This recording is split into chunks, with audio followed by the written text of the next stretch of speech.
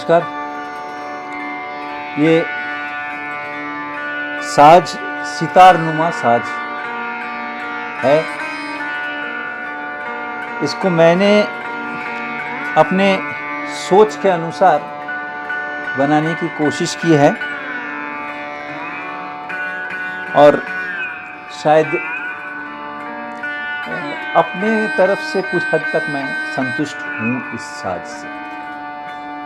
अब प्रश्न उठता है कि सितार नुमा गिटार क्यों कह रहे हैं आप?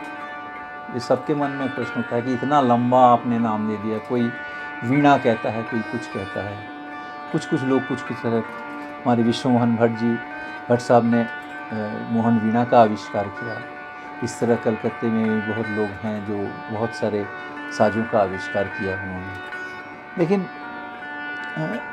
मैंने एक ही चीज़ देखा था कि बृजभूषण काबरा साहब पंडित जी जो हमारे इस क्लासिकल गिटार के क्षेत्र में प्रथम व्यक्ति हैं जो संपूर्ण रूप से क्लासिकल में कन्वर्ट किया था इस गिटार को। उसके बाद हम लोगों ने बहुत तरह का रिसर्च करना शुरू किया। बहुत अच्छा और भी उन्नति होने लगा, हुआ भी। तो मैं इसका पूरा श्रेय विश्वमोहन भट्ट जी को देता हूँ, क्योंकि उन्होंने इस मोहन वीणा के माध्यम से बहुत बड़ा प्रचार प्रसार किया इस गिटार का। कम से कम इतना है क्या कि ये हवाइन गिटार जो इस बार और पिक्स के आधार पर बजता है, उसका पुनरुद्धार हुआ नए रूप में। तो इसके पीछे उनका अवदान का तो कोई अंत ही नहीं है, कहा ही नहीं जा सकता है। श्यामलदा, आप हमेशा इतना प्रेम रखते हैं, हमेशा कमेंट करते हैं और इतना अप्रिशिएट करते हैं। मैं आपको क्या बताऊं कि मैं आपका कितना शुक्रगुजार हूं। मैं आपका बहुत एहसान मानता हूं कि आप इतना पसंद करते हैं और आपके इन वचनों से बहुत ताकत मिलती है, आगे बढ़ने की प्रेरणा मिलती है। आपने संगीत के लिए बहुत काम किया है और आप बहुत अच्छा बजाते भी हैं स्वयं। और मैं आपको बहुत बहुत धन्यवाद और शुभकामना देना चाहता हूँ। God bless you. Thank you very much.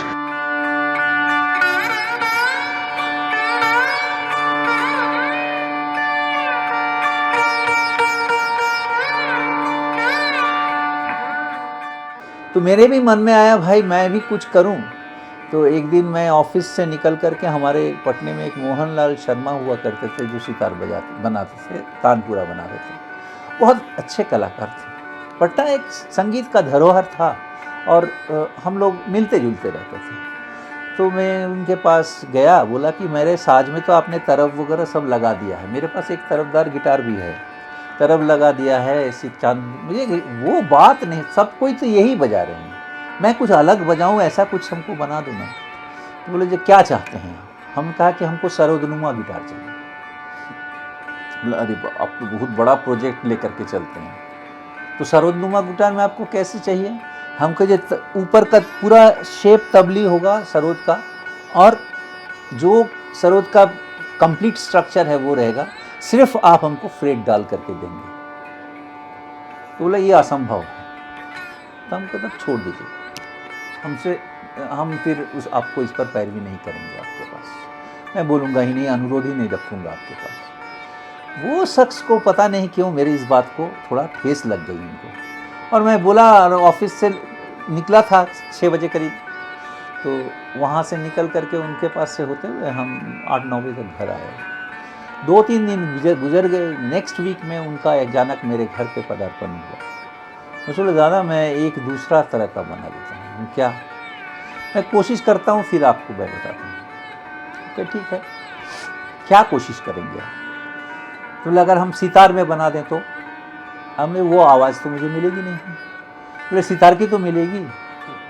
हम लोग है क्या कि आप दही का टेस्ट वो लस्सी में हमें देना चाहते हैं, तो दही का टेस्ट और लस्सी का टेस्ट दोनों अलग है। तो खैर देखते हैं। ये बात 1988 की थी, 88-89 की बात।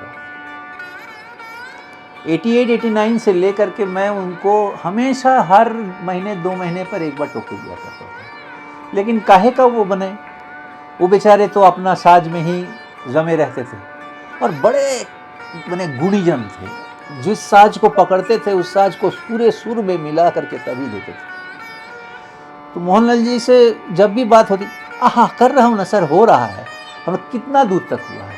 तो अभी बस जस्ट हम शुरू किए हैं, मैंने प्रोग्राम बना लिए हैं, खाका बना लिए हैं, कागज में ड्रॉ कर लिए हैं, लंबाई चौड़ाई लेना है ना। तो हमें लंबाई चौड़ाई में तो गिटार का लंबाई चौड़ाई आप लीजिए ना, उसमें आपको क्या फर्क पड़ता है?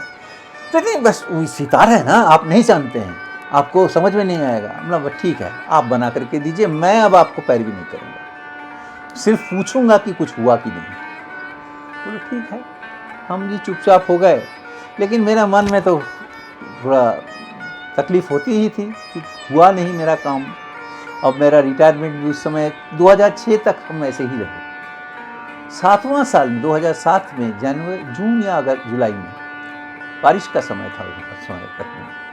तो अचानक देखा छाते में एक आदमी कुछ समेटे हुए मेरे घर पर, संडे था, और लौट के आया। अरे मोहनलाल जी, अब इतना बारिश में कहाँ से आ रहे हैं? और हम लोगों के एरिया में, हम लोग बहुत लो एरिया में रहते, तो पानी जम जाती थी बहुत घर में, तो सोफ़ा वोफ़ा भी करीब करीब वो तैरने लगता था। वो एक, लेकिन बहुत मज़ा आता था, हम लोग सोफ़ा में बैठ के तैरते थे।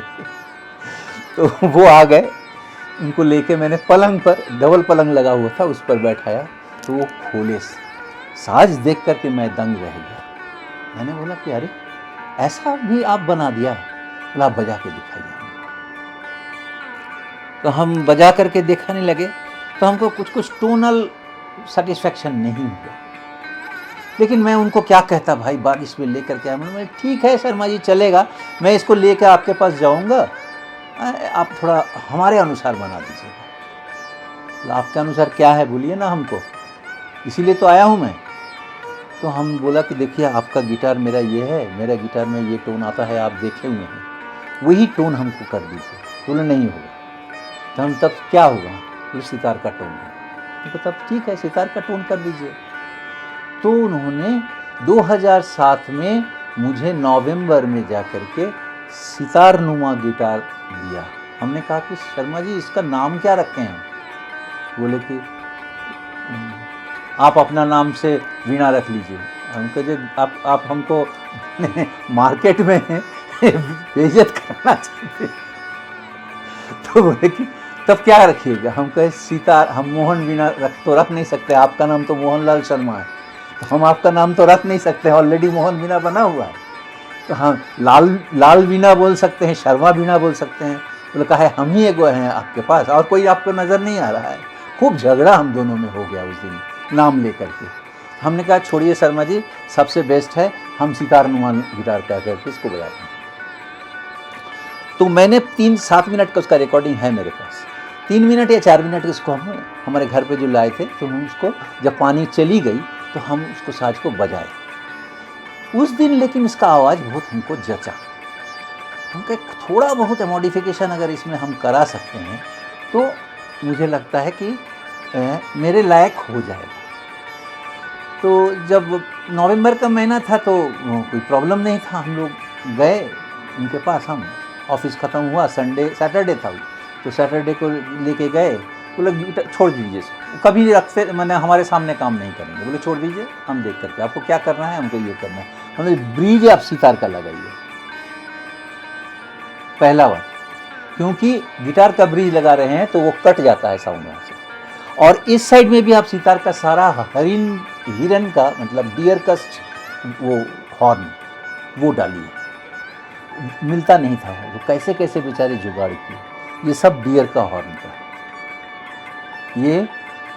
ये बाद में हमने इसको चेंज करवाया। उनका वाला जो था और चौड़ा था वो थोड़ा ख़राब हो गया, तो ये चेंज करवाया उसको। तो इस तरह से शर्मा जी हमसे